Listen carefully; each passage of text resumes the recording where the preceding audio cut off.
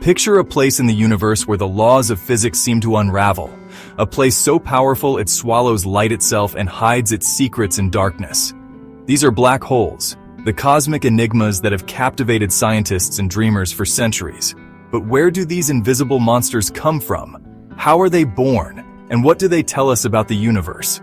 Today, we're exploring the origins of black holes, from collapsed stars to the wildest theories about their formation at the dawn of time. This is a journey to the edge of the unknown, where gravity reigns supreme, and the answers challenge our imagination. Get ready to uncover how black holes came to be and why they're key to understanding the cosmos. Before diving into their origins, let's define what a black hole is. In simple terms, it's a region of space where gravity is so intense that nothing, not even light, can escape. This extreme gravity creates an invisible boundary called the event horizon, beyond which everything vanishes into what we call a singularity, a point of infinite density where the laws of physics as we know them break down. Black holes aren't empty or holes in the literal sense. They're massive concentrations of matter squeezed into an incredibly small space. For example, a black hole with the sun's mass would be just a few kilometers across, yet its gravity could trap anything that ventures too close. There are different types of black holes: stellar, supermassive, primordial, and each has a potentially distinct origin. To understand how they form, we need to step back to the life cycle of stars and even further, to the universe's earliest moments. The most common origin of black holes starts with stars, specifically the most massive ones. Stars live by fusing hydrogen in their cores to create energy, which keeps them stable against gravity. But massive stars, with at least 8 times the sun's mass, lead short, dramatic lives. When they run out of hydrogen, they start fusing heavier elements, helium, carbon, oxygen, until they reach iron. Iron is the point of no return. Fusing it doesn't produce energy. Instead, it absorbs it. In a matter of seconds, the star's core collapses under its own gravity, shrinking to a fraction of its original size. This collapse releases a tremendous amount of energy, triggering an explosion known as a supernova. The supernova blasts the star's outer layers into space, but if the remaining core is massive enough, typically more than 3 times the sun's mass, it doesn't stabilize as a neutron star. Instead, it keeps collapsing, forming a stellar black hole. These black holes, with masses between 5 and 100 times that of the sun, are the ones we detect most often today, often in binary systems where they siphon material from a companion star. But this isn't the only way black holes can come to life.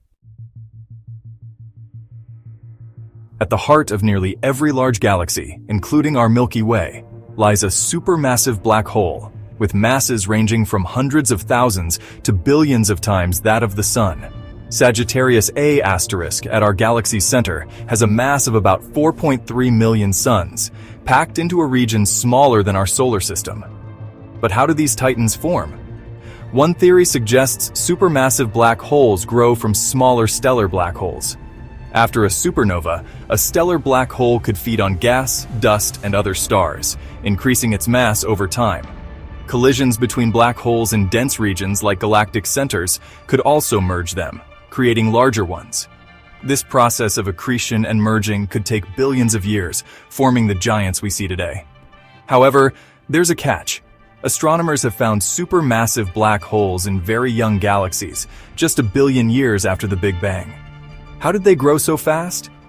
This leads to another hypothesis: direct collapse. In the early universe, massive gas clouds, hundreds of thousands of times the sun's mass, might have collapsed directly into black holes without forming stars first. These seed black holes would have had a head start, growing rapidly by devouring surrounding material. It's like a cosmic shortcut explaining the presence of these monsters in a young universe. Alright, now let's venture into some more speculative territory: primordial black holes. Some scientists propose that black holes might have formed in the very first moments after the Big Bang, which was, about 13.8 billion years ago. Back then, the universe was a pretty chaotic place, filled with all sorts of fluctuations in matter density. In regions where the density was extremely high, small amounts of matter could have collapsed under gravity, forming black holes of various sizes. These could range from microscopic to as large as several solar masses. These primordial black holes, if they existed, would be relics of the early universe. And, interestingly enough, some might still be around today. Now, if these black holes were small, they might have evaporated over time due to something called Hawking radiation. That's a process where black holes lose mass gradually. But on the other hand, the larger ones might have stuck around and even served as seeds for supermassive black holes, growing over time by absorbing matter. We haven't found direct evidence of primordial black holes just yet, but their existence could potentially explain some pretty mysterious phenomena. For example, they might help us understand dark matter, or even the black hole mergers we've detected through gravitational waves. Black holes, as fascinating as they are, don't always form in isolation. In dense regions like star clusters or the centers of galaxies, interactions between stars and black holes can lead to entirely new origins.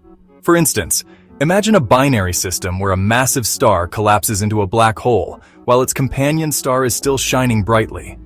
Over time, the black hole might start pulling material from its companion, forming an accretion disk that emits X-rays. These binary systems are actually one of the ways we've been able to detect stellar black holes. And sometimes, these interactions can even lead to mergers, creating larger black holes. In star clusters, there's another fascinating process at play. Massive stars tend to sink toward the center because of gravity, in what's called mass segregation. Once there, collisions between stars can result in even more massive stars, which eventually collapse into black holes. These black holes can then merge with each other, forming what we call intermediate mass black holes. These are objects that have hundreds or even thousands of solar masses, though they're much rarer to find. And then there's the scenario of colliding galaxies. When two galaxies merge, their supermassive black holes can draw closer together, orbiting each other in this slow, almost hypnotic dance that eventually ends in a merger. These mergers release gravitational waves, which, thanks to instruments like LIGO, we can now detect. Each of these events creates a larger black hole, contributing to the growth of the enormous black holes that dominate galactic centers. Despite all the progress we've made, the origins of black holes remain one of the most puzzling mysteries in astrophysics. One of the biggest questions is honestly, how supermassive black holes managed to grow so quickly in the early universe.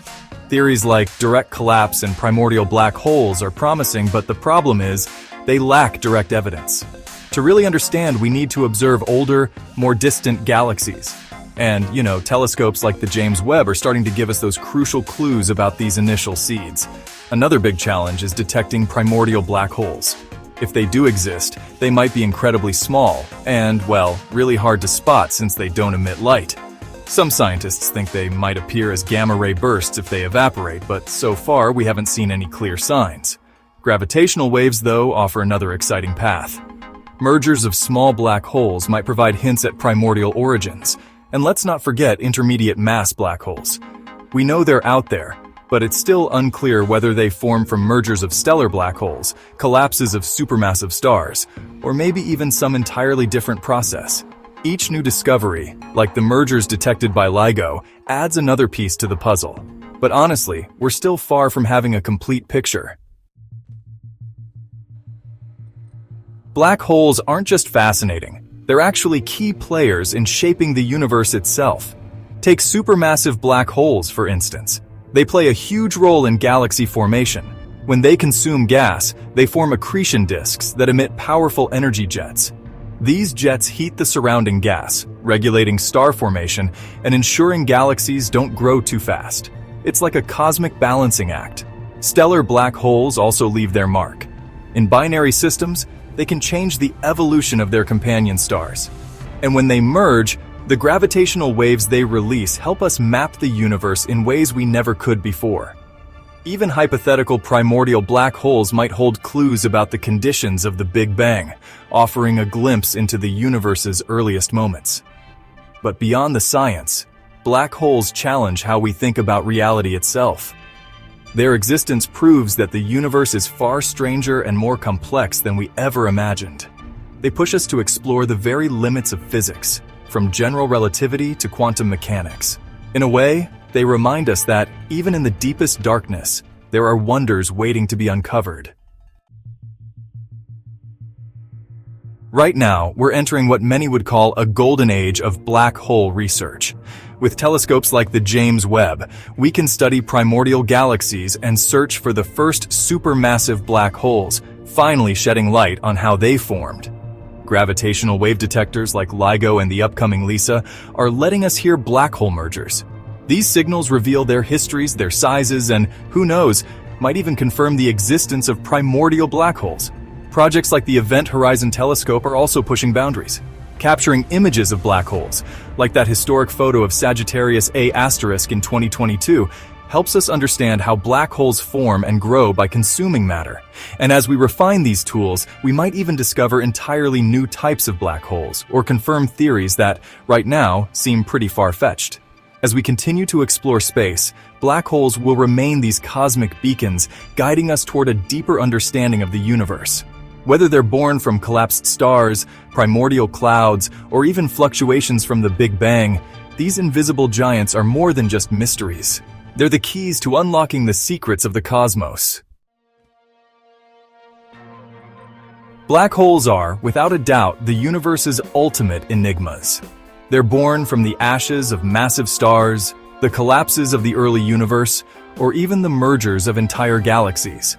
Their origins tell this incredible story of creation and destruction, of chaos somehow shaping the order of the cosmos. From the stellar black holes scattered across our galaxy to the supermassive ones anchoring the hearts of galaxies, these objects defy our understanding. And honestly, they invite us to look beyond the visible, to imagine what might lie in the unseen. So the next time you find yourself staring up at the night sky, just remember, out there, in the darkness, black holes are waiting.